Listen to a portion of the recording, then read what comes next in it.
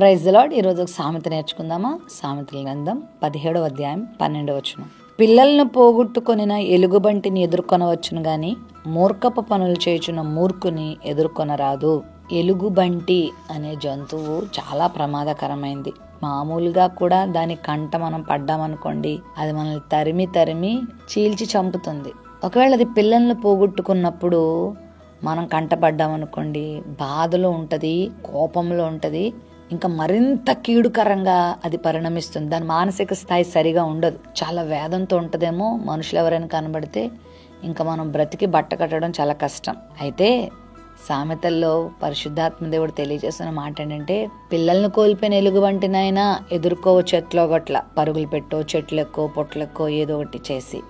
కానీ మూర్ఖపు పనులు చేసే వాళ్ళని ఎదుర్కొన్నాం అనుకోండి, మనం ఇంకా మరింత కీడులోకి వెళ్ళిపోతాం. మూర్ఖంగా ప్రవర్తించే వారిని ఎదుర్కోవద్దనేది దీని ఉద్దేశం.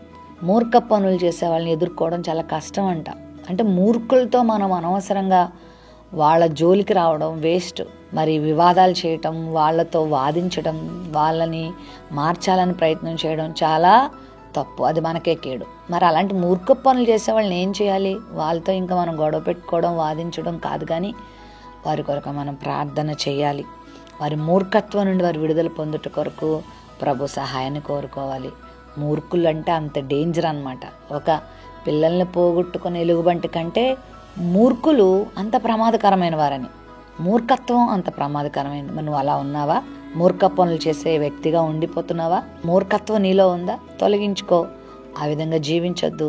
ఒకవేళ అలా మూర్ఖంగా ప్రవర్తించేవారు నీకు ఎదురుపడినా వారి జోలికి పోకుండా వారి కొరకు ప్రార్థించే, వారి మార్పును కోరుకో.